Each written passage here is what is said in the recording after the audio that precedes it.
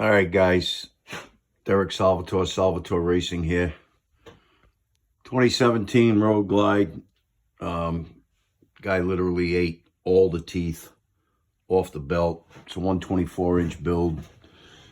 Cam, header, throttle body, injectors. Bike makes a ton of power. Bottom line is he ripped just about every tooth off the belt doing a hole shot. Okay, so there's the belt, every tooth ripped off, belt snapped, blah blah blah blah blah. Okay, bike makes around 140 foot-pounds of torque, 136 horsepower. It's got about 700 miles on the build. Bottom line is too much power for the shit Harley belt. So we're gonna get back to what we're doing here. We're gonna be putting a Trask chain conversion on the bike. Biggest problem that I hear from guys doing chain conversions or anything like that is how to get that friggin' nut off. Unless you have the proper tool and somebody to help you, lock the basket, hold the brake down, whatever method you want to use, you're going to be pulling your hair out. I've got a simpler method. For $11 or $12, whatever the nut's going to cost, or if you want to spend $30 and buy the Jim's Mega Nut, which is the way I feel you should go.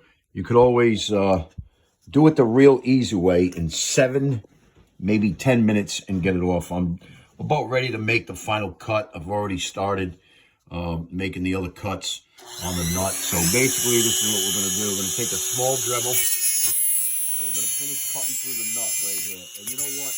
Don't worry about touching a couple of the teeth because the nut will still go on. Once you make this final cut, it's going to take about 5 more seconds here.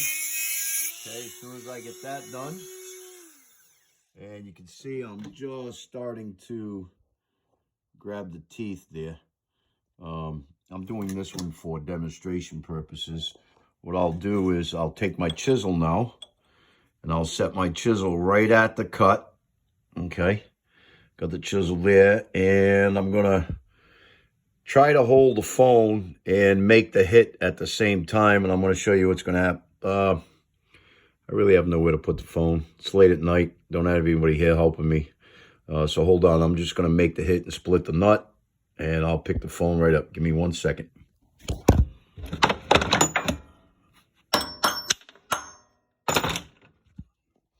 Okay, this is what happens when you slam it with the chisel.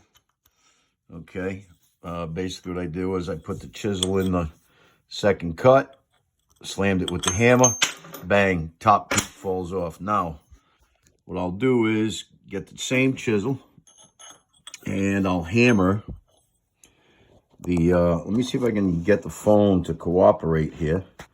And you can see exactly what I'm doing. Give me 1 second. I'm a little prepared for this, but this doesn't need to be a big giant production here. Basically what I'm going to do is get the chisel. I'm going to put it right here. Okay. Right against that cut there. And I'm going to hit the end of the chisel with the hammer to get the nut started. Give me 1 second.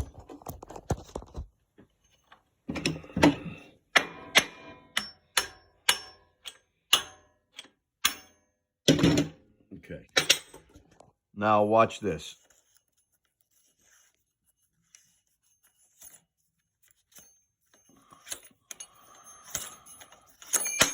There's your nut. Your nut's off. Your sprocket should come loose. There's your sprocket off. Now you can do your chain conversion. This whole process, after getting the inner and outer primary off, took approximately 7 to 10 minutes. Now, did I make a cut in the teeth on the main drive spline? Absolutely. Okay, see that little, see the little whiz wheel cut?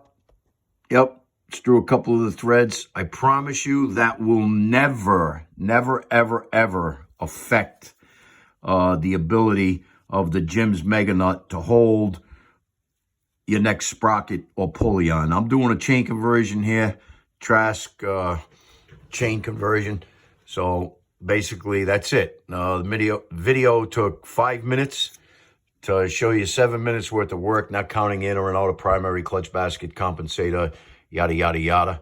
And it's a pretty straightforward thing, but you can either get a giant crowbar and heat and beat, like everybody likes to say.